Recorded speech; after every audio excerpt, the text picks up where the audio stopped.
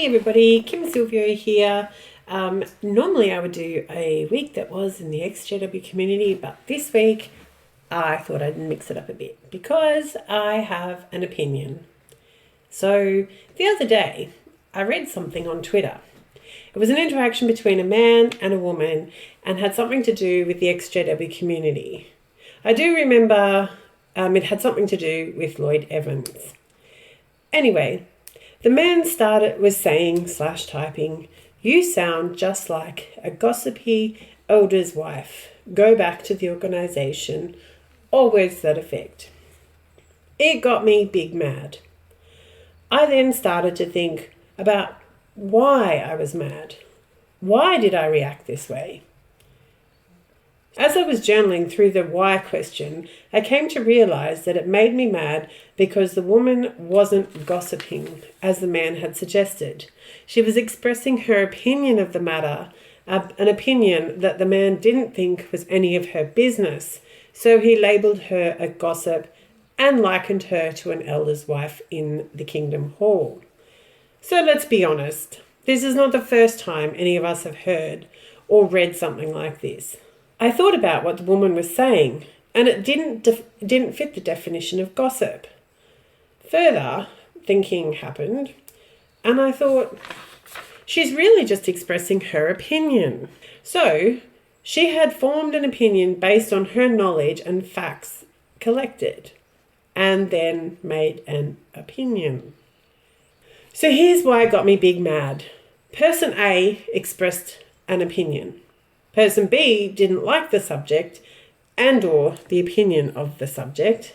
Person B proceeded to label person A a gossip and that they really were like a gossipy elder's wife, which, let's be honest, no one likes being compared to anyone Borgie related.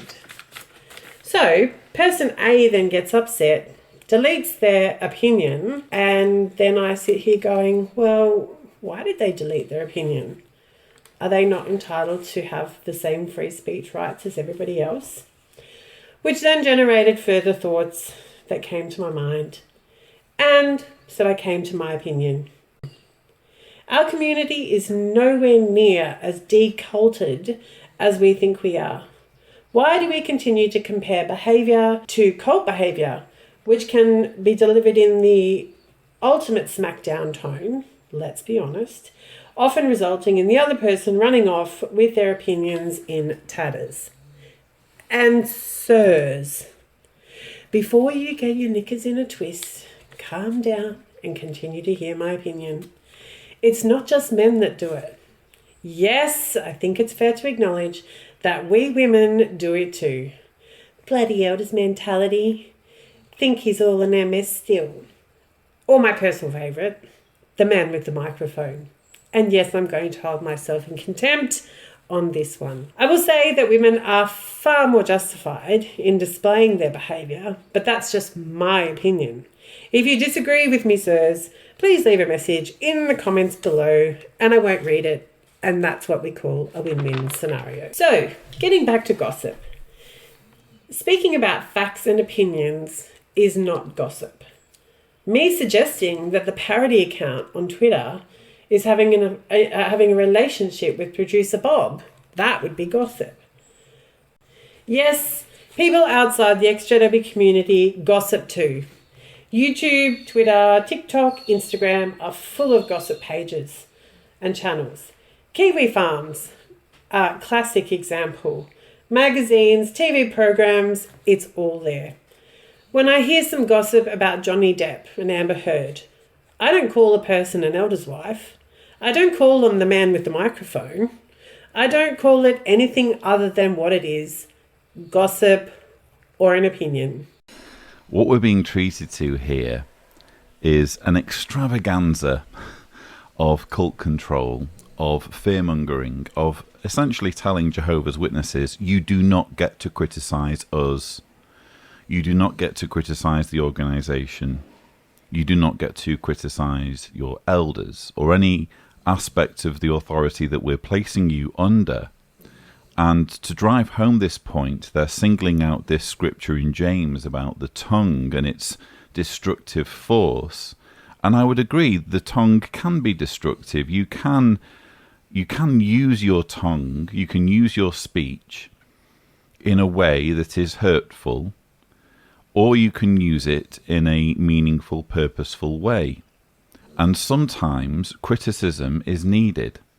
In fact, if there is an abusive, corrupt, misleading, manipulative regime in place, how else is it going to be countered or even overthrown if everyone is persuaded to keep quiet? If everyone is told, well, actually, if you say anything, you're the one who's being destructive. One of the main mantras in my life that really guides my work and my activism and the videos that I make can be found in the words of Christopher Hitchens when he said, "Never be a spectator of unfairness or stupidity. Seek out argument and disputation for their own sake.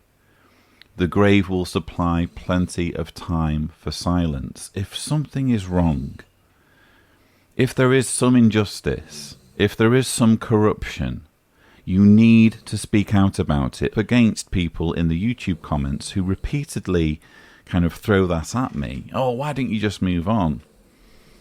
As far as I'm concerned, people who seriously suggest that I should keep quiet about a corrupt, abusive, deceitful, manipulative organisation and their leadership, they're not all that far removed from what Stephen Lett is saying here.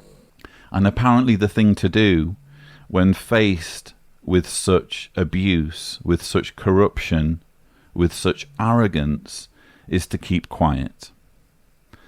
No, thank you. Not for me. I don't expect everyone to speak out. This is important to make clear. I don't expect everyone to be an activist. But I will never have a great deal of sympathy for those who say, just because I have persuaded myself that being quiet is the thing to do, I expect others to do the same. Okay, so there you have it. The words of Lloyd himself on whether or not we should be allowed to have an opinion. I also want to say that for those of you who want to get, but he's talking about obstructive, cult and this and that, who destroys people's lives, and yeah, okay, I know, I get it, I understand that's what he's talking about. We all know what he's talking about. And if you want to see the whole video where it hasn't been clipped, go and watch it. It's called Stop Murmuring on the Lloyd Evans channel. You can find it's a few years old. It's not hard. Go look at the whole thing and watch it in its entirety. The point that I'm making, and this is where my opinion comes into it, is that is there merit in what Lloyd has said there? Is there a question that it's okay for us as ex-Jehovah's Witnesses to have an opinion about the Jehovah's Witness organisation, and that we have the right to speak out, have an opinion, warn people about, certain behaviours within the organisation? Absolutely yes. Lloyd agrees with that.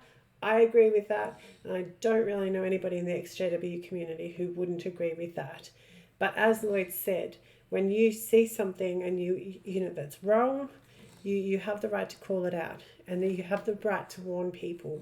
And that is my position and my opinion in relation to when somebody is speaking about something on Twitter, social media, mainstream media, legacy media. It doesn't matter where it is, whether it be within our insular ex-JW community or within the whole world.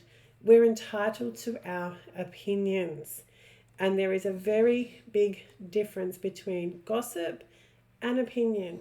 And gossip isn't the big scary man in the room that the organisation has allowed us to believe. It's not, that horrible thing that can be implanted in our brain. Is it an indoctrinated thinking that you're gossiping? You simply because you're talking about somebody else, you're gossiping. Just, that's where I'm saying, check yourself, because you could be wrecking yourself. For all those of you who are evolutionists, check out, do a bit of research if you're interested about the origins of gossip and what scientists have proven as to why people gossip. Everybody gossips. It can be positive, it can be negative. It doesn't necessarily have to fit into that definition that Watchtower has plowed into all of our brains for however many years we're in the organisation. It does not have the same context. They're using that to shut us down so that we don't talk about anything that's uncomfortable. That is not a healthy way of thinking. If you go back and have a look at the scientific origins of gossip, it actually is a protection for humans. I'm not going to talk to you about it because I'm not a scientist and I'm not an expert. But if you're interested, go and check out the origins of gossip and have a look at it, of what it's supposed to be, what the organisation has changed it or manipulated it to be within our minds. And then have a look around in the big wide world. Have a look around and see what exactly gossip is. Is it really this big bad? And we don't see people in the world comparing people to elders or to elders' wives or the gossip in the congregation. So, if we're really as, advanced in our deculting as we think we are, why as a community do we continue to behave that way and refer back to or blame the status of you're behaving like this? Why can't we just go, I agree to disagree with you, mostly disagree with you, and move on? Why do we have to put a negative connotation on gossip? Why is it that gossip is the generic word for an opinion, or the generic word for everything that doesn't sit comfortably with you? How about stop and have a think about it before you put the label? So I also just wanted to quickly give a bit of a roundup for this week. Episode 2 of Call Bethel has come out on yesterday. So if you're interested, check it out. You can find it through all of the Apple Podcasts or Spotify, all of those things. The Ramapo project is still trying to get through with the local authorities over in Ramapo. There's heaps of information around on the internet if you're looking. They're having much more trouble than what they thought, which, whether it gets approved or not, I really hope it doesn't. But if it does, it does. Government's government, laws are laws, whatever. But it certainly makes me happy to realise that they don't have Jehovah's hand on side, because they were supposed to start in January and it is now the end of June. Kim and Mike have put up a video today, I believe, and in it they talk about a number of different news items. There's a new court case which they refer to, and the link to the court case documents is in their description on their video. They talk about redress, which is, I think I touched on it last week, that yes, everything is going ahead with the redress, and I understand that the person that I was speaking to is expecting a written apology from their congregation in which their abuse occurred, and I think that would be absolutely fantastic for them to have. Kim Brooks also talks about the protest that is going on Mexico, Chile, and Panama. Don't quote me. Go check it out because it's very, very interesting. They're looking for support from English and Spanish and non-Spanish speaking people, or people who are bilingual. The details are all over on her channel. There's some interesting new articles up on Avoid JW. For anybody that's interested, they always have all the latest news on bits and pieces that are going on. To be honest, there's so much stuff going on in real life activism at the moment. I can't keep up. Literally, I cannot keep up. So I've been going to Kim and Mike always have information. Avoid JW always have information. Larchwood Corner is very good, as I've spoken about before, which is a pocket within Avoid JW. And last but not least, for all of those who continue to ask me, no, I have not heard anything from the Croatian courts. Lloyd's solicitor. However, I'm sure that you will find out, or someone will tell you, or there'll be a live stream, or who knows what, if and when we ever do hear anything. But at the moment, that's all I have for you.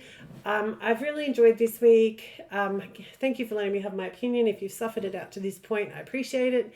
And I hope that I'll either be back next week with a weekly roundup. If you've got any videos or channels to suggest, please send them my way via Twitter if you can.